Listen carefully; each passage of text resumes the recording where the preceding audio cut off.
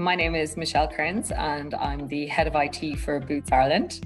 And my role is to look at the full estate throughout Boots and see how we can support our customers and our colleagues digitally, and to look strategically for the coming years into what we can do for our customers and for our colleagues to make their journeys better, to make it more seamless.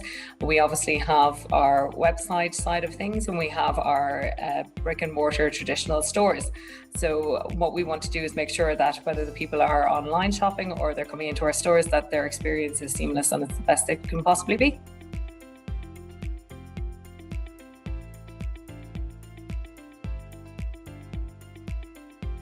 From my perspective, I think the most prominent change has been adapting to each wave of the pandemic and adapting to people's needs and their expectations. At very short notice, we would get instructions from governments, you're locked down now, who's open, who's not open. So within our stores, we had to adapt to make sure that our colleagues felt safe and that our customers felt safe. So you were looking at, traditionally people would come into stores, but they're now shopping online. How do we make that experience better for them? How do we ensure that in the background that we have stood up all the necessary technical requirements to make sure that we have everything going, that if there's 1,000 people per second on the website, that it's not going to crash, to make sure that we have everything going from that perspective.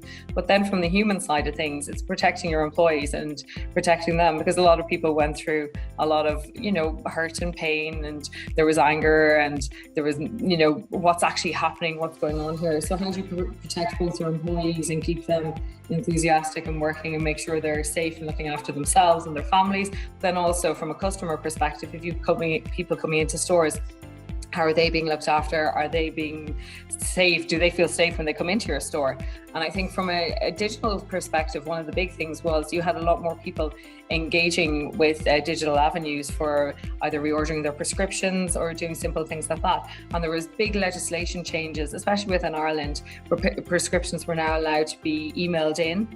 So patients were getting used to that as well. But then also we had to train all our pharmacists and make sure that they were okay with it. So it was a big learning curve for everyone. But I think people really did embrace it and really just, everybody tried their best and did their best. And it was absolutely phenomenal, because what you've seen was this whole shift in some projects that you thought were nice to have, or wouldn't it be lovely if we could do things this way?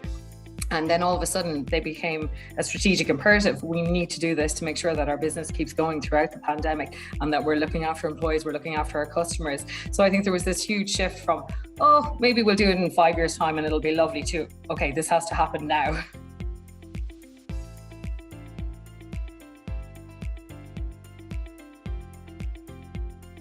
This is a really interesting question, because when I thought about it, the big challenge is people. We have the technology, we have what we need to allow people to do their jobs, to experience Boots in certain ways. But what I suppose we didn't have was that huge, how are we going to do this overnight? Everyone had to work from home. We had to make our stores safe. We had to make sure everybody was comfortable. So I think a big challenge was, how do we adapt people to this as well? And how do we, everyone was on Microsoft Teams. So how do you encourage people to speak up? How do you encourage people to engage with themselves? Obviously, you've gone from this big, huge environment of face-to-face, having meetings face-to-face, then all of a sudden, no, you're on mute. No, wait, come off. Wait, camera's not working. All these weird things that my Wi-Fi is gone because my electricity has gone down in the house. So people were trying to deal with all of those different things.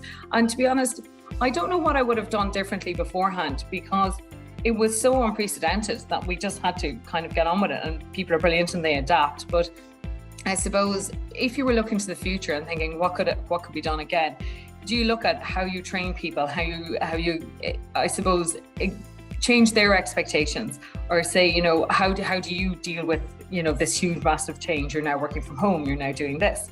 Or from a customer perspective, you no longer have access to that avenue of being able to just walk into the store, or you're not comfortable to do that. So it's all about, I suppose, managing people's expectations, but then making sure that you're doing whatever you can as an organization to be really transparent about what you're doing, and to be visible and saying, right, this is what we're going to try to achieve, this is what we're going to try to do. And then if things go wrong, because especially when you're putting projects through quite quickly, be honest about that and say, okay, right, well, this didn't work exactly how we thought it would work. Let's go back and re-examine, and don't be afraid to go back and do that, because I think sometimes people live and die with, right, this is the project, we're going to have to do it, and we're not changing anything. But that's not the reality of life, and things change so quickly, and we have to change to go with it. And I think it's just, even especially with large digital transformation projects and things like that, you have to be willing to change along the way. You have to be willing to adapt, and you have to be willing to do things differently.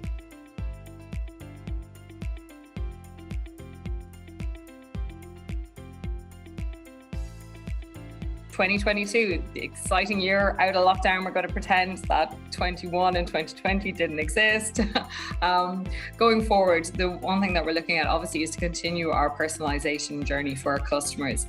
We've done a lot of work in moving that forward. So rather than generic age, person, female, male, however anyone identifies, that you actually have personalization for Michelle Kearns.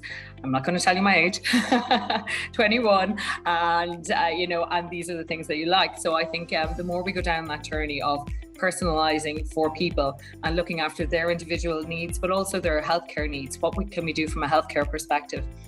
How can we support them in store? What can we actually do for them in store? And because there has been that huge shift to digital and everything we're doing digital, we also have to be aware of people and the idea of that, the whole digital poverty. There's a lot of people out there. We're all in a very privileged position. We have access to laptops, to mobile phones. There's people that don't have that access. So when we're bringing things online, like online doctor, we also have to make sure that we have something available for people who can come in stores and use our technology and benefit from that way too. Because absolutely, technology is fantastic. But if you can't afford it, or you can't afford Wi-Fi, or you can't afford this, how do we actually reach out to those people and make sure that we're not forgetting about any of our customers, or anybody out there who actually needs help? How can we help them? What can we do? Excitingly as well, we have robots, dispensing robots. We have a robot in our Liffey Valley store, which is our flagship store in Dublin, and we are looking at where else we can extend that to. So the robots are fantastic because, again, they do a lot of the sorting, and they have an algorithm in them where they're learning as they go along. So things that are most often dispensed, we put on shelves closer to where the robot's arm is. So the robot will do all of this in the background. It learns as it goes along. That's really, really exciting for us. And just what that means as well is that the prescriber or the pharmacist's time can be spent with the people, with the person, giving them their time, asking them how they are, how they can help, how they can support them. So it's not that it's been put in to take over someone's role or to do something different. It's more to just enhance the service that we give to our customers.